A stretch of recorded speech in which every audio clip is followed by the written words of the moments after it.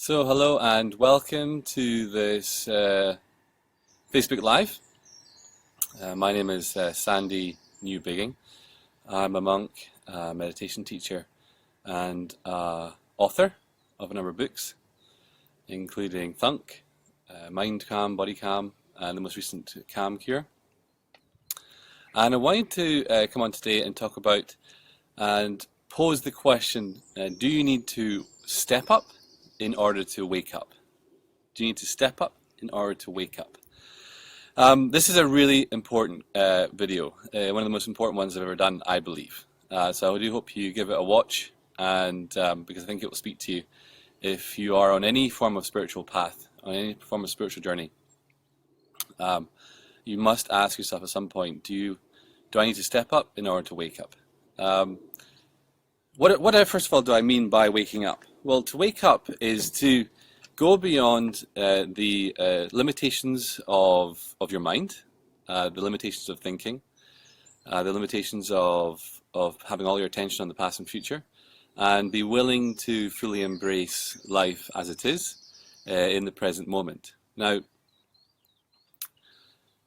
waking up is to discover who you really are, the underlying nature of who you really are, this permanent, unchanging ocean of stillness and silence and permanent peace that our mind will forever try to convince us doesn't exist.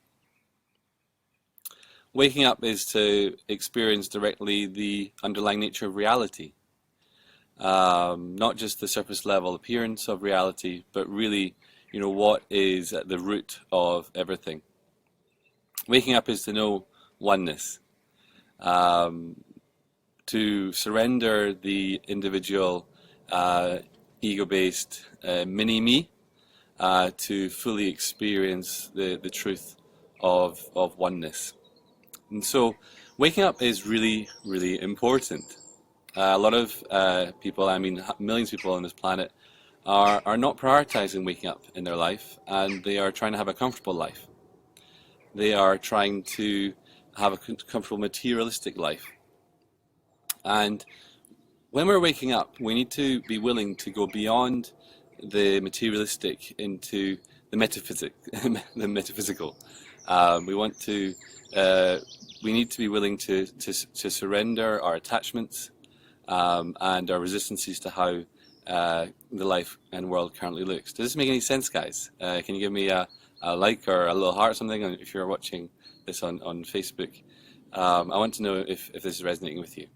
My question that I'm posing today is, do you need to step up in order to wake up? And the reason for that is because I see a lot of people in this world, a lot of people in the spiritual community believing that, thinking that it was meant to be comfortable. Waking up is not always comfortable. Waking up can actually be downright uncomfortable sometimes, because you're literally meeting the borders of the skin that you're in, and you're going beyond them. Very much like a snake, sheds its skin. We are shedding many skins that we've picked up along the way, many masks, and many identities that we think we are.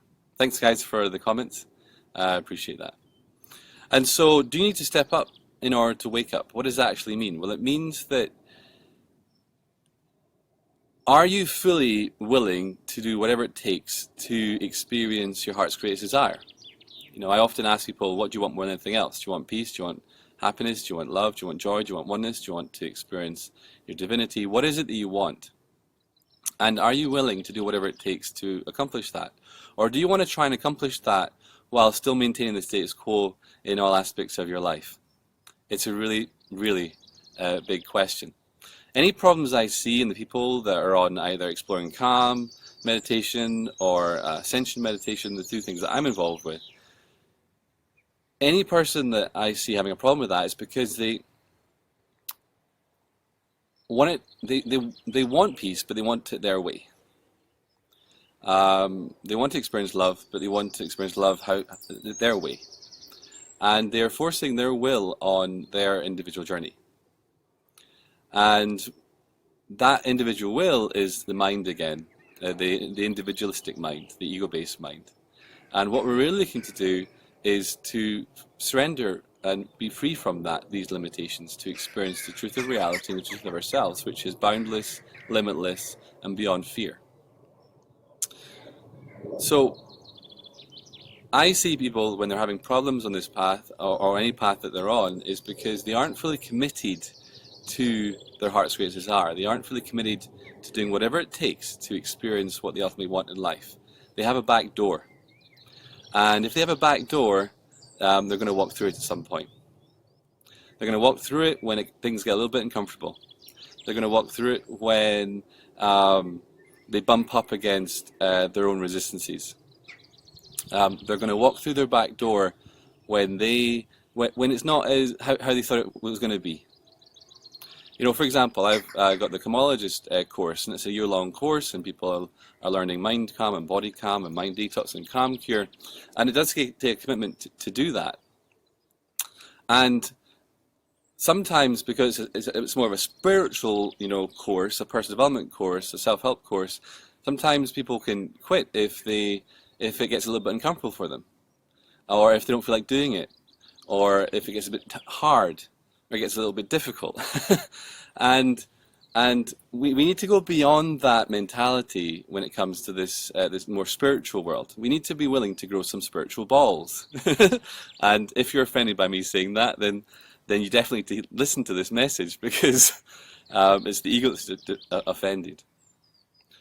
We want to be willing to really step up, grow up spiritually, and into the embodiment of the aspect of ourself that is not offended, who is not trying to manage the external world so that it never presses any of our individual buttons.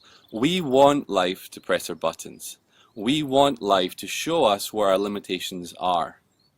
We want life to show us where we're not able to love unconditionally. We want life to show us where we're not free to fully be happy. It's the mind in our head it's the mind that's going to talk us out of being happy and experiencing true joy. And we need to see the parts of our mind that have been living in the shadows, because if we don't, then we're forever going to be living in limitation. Okay? So when I, for example, set up my courses, I don't set them up to handhold people through the course, because I want them to see their limitations. I want them to see their habits. I want them to see their mind. I want them to see their potential lack of one-pointed focus. I want them to see how they are often scattered in where they have their attention, so that they can learn how to be much more one-pointed in their actions, more one-pointed in their focus, more one-pointed towards what they truly, really want in this life. It doesn't serve people to give up. It doesn't serve people to have a back door. It doesn't serve people to not be committed. See, when you're fully committed, you're basically saying, I'm committing to this. I'm going to persist until I succeed. Now, where is the get out clause in that sentence? I'm going to persist until I succeed.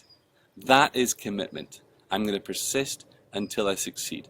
There is huge power in commitment. There's huge power in that sentiment and that statement that I'm going to persist until I succeed.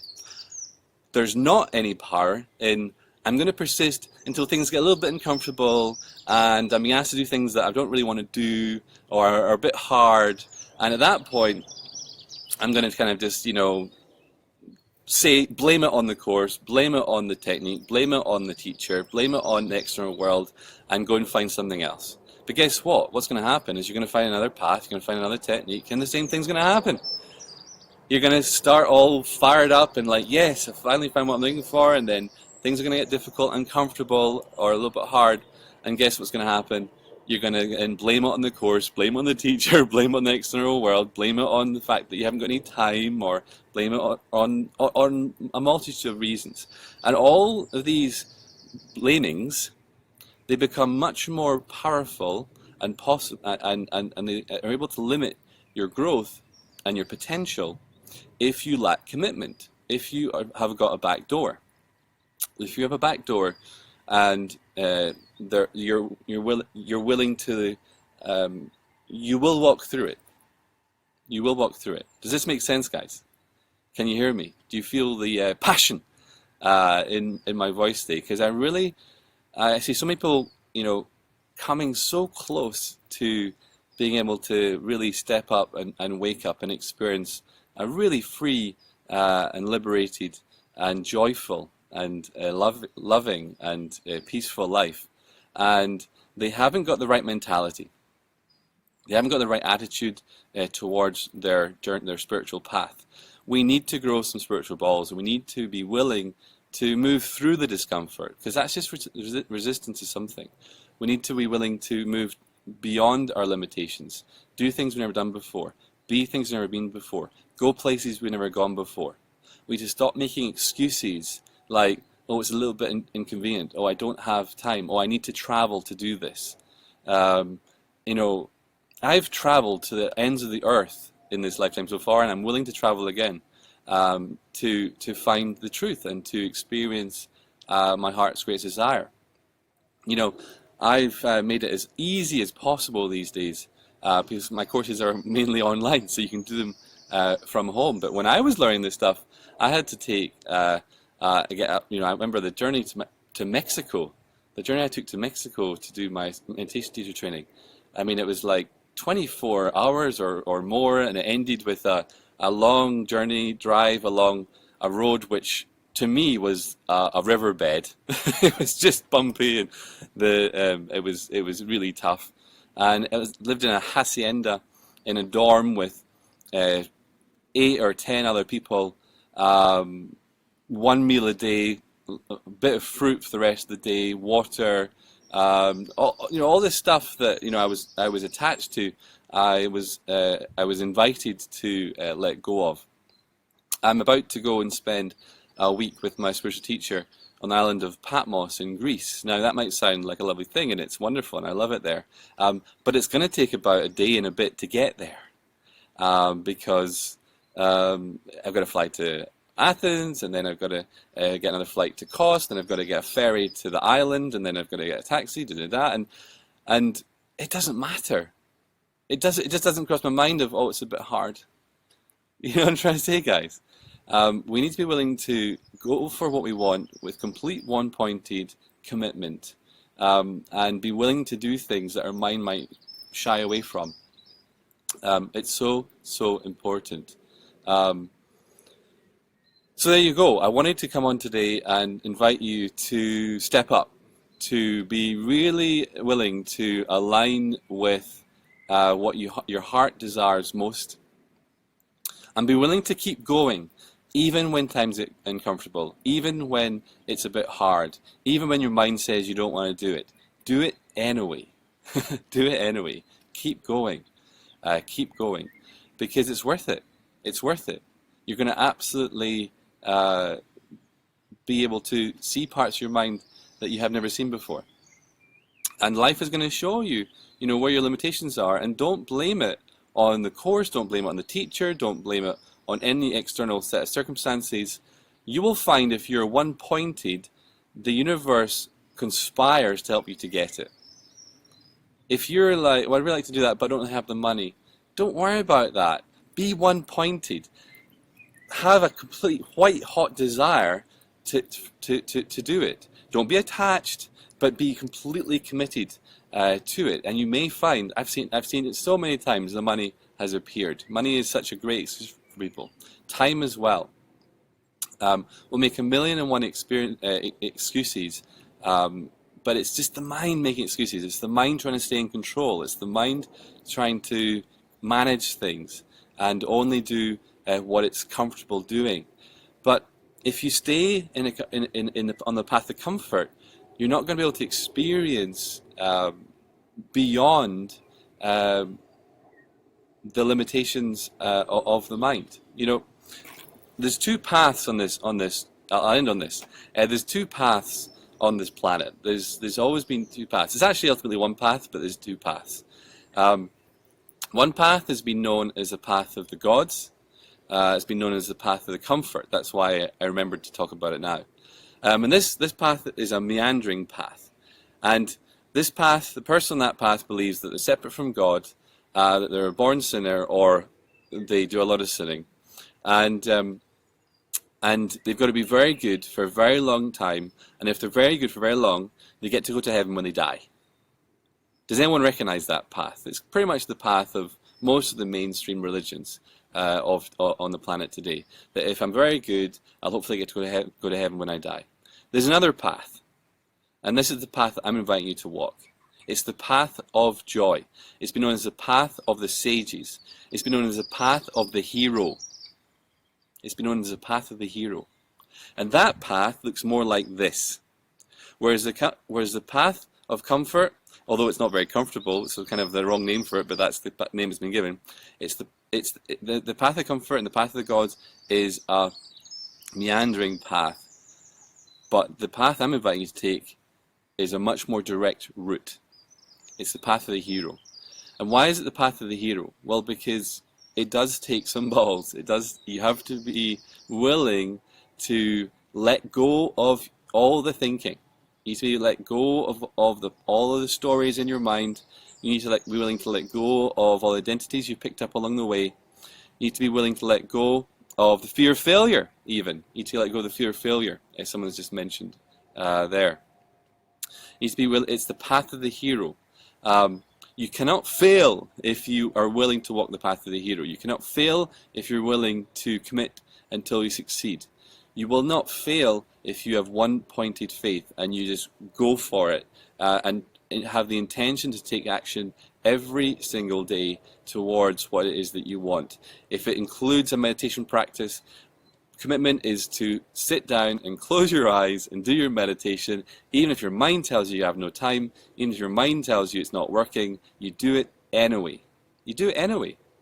Many times I meditate and my mind's telling me I have no time, or there's no point, or I don't need to, or whatever. I do it anyway. Why? Because that's what commitment does. That's what commitment is. And so the path of the hero is a heroic act. Not everyone's willing to do it. But I believe you wouldn't be watching this if a part of you wasn't hungry for it. If you've watched this far and you haven't rejected the video by ending it or going somewhere else, it shows that something inside you, this is talking to, something inside you is being lit up by these words and this sentiment that you want to commit to this. You want to live a full and free life. You want to experience your heart's greatest desire. And it does require being a hero in your own life. And what are you being a hero? You're being a hero so you can eventually become zero. Mahatma Gandhi said he had the greatest impact in the world when he was zero. When he was zero. When he had reduced himself to just the still, silent presence, which is his true nature. And when he got to that point, he was able to actually fulfill his purpose. It's impossible not to fulfill your purpose when you are one with life, one with creation, and you've reduced yourself to the infinite, still silent presence within, the presence of the divine. It's impossible. When you're no longer blocking it, life will. The only option is for you to be and do and attract what you're here to be, do, and attract. Okay? And so it's the most marvelous, marvelous thing. It's the most exciting journey. And I really invite you to embrace whatever path you're on. Obviously, I'd recommend the Shai's Ascension, but do whatever path. But whatever you're doing, do it full-heartedly, wholeheartedly. With my girlfriend's has written a book, and she's written it, and she's calling it Whole Ass. And it's a fantastic read, all about how we tend to play half-ass and we need to really step up and play full-ass. And so you really want to decide what you want. What do you want more than anything else? Peace, happiness, love, joy, and contentment. And then go for it. Go for it. And don't give up if it gets hard. Don't give up if it's a bit uncomfortable. In fact, celebrate it when it's hard. Celebrate it when it's uncomfortable. Because that's the training. That is the true teaching. When you come up against something and you go through it, you are no longer the same ever again. That is true transformation. That's true, a true path of awakening. So if you're aiming for a comfortable path and you want to play it safe, then you will probably remain on the path of comfort and never necessarily really experience the truth. This path, the path of the hero, the path to joy, the bright path, the path of the sages, this path knows that you're one with God. This path knows that you're one with your heart's greatest desire. That you were never separate from love. You were never separate from peace. You were never separate from joy. You were never separate. You were never separate from it. It was just the mind and a veil of an illusion that convinced you otherwise. The path of the joy, the path of the hero, the bright path, the path of the sages is about experiencing nirvana now. Nirvana now. Not when you die, but heaven on earth. The kingdom of heaven is within. Seek it first. Seek it now, and all else will be added. And so I invite you to don't switch this off if you think, oh my God, he's talking religious texts. The ancient teachers, before it got distorted, had wonderful things to share, and they were sharing from the first-hand experience. It just got a bit distorted over the way when people started mentalizing it and intellectualizing it and using it to control the population and things like that. But the true teachers at the heart of these traditions were living the experience, and that's what I want for you. I want you to live the experience of peace. I want you to live the experience of joy. I want you to live the experience of love and the experience of oneness. So if this has resonated with you, go for it. Keep in touch. Let me know. Please like this so that other people know to watch it. It's one of these things, but if you see a video that's got a few likes, then people are more likely to give it some time. I really strongly feel that this message is an important one.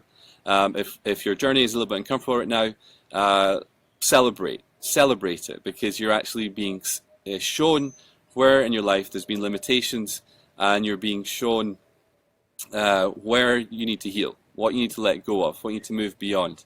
It's a wonderful thing. It's empowering. It's true empowerment.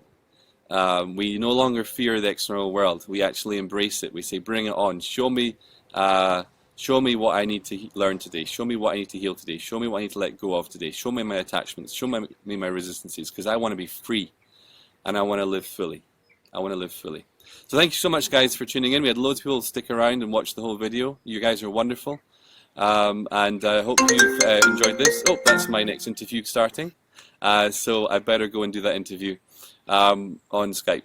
But until we next speak, I wish you infinite peace, limitless love, and be a hero in your own life. Bye for now, guys.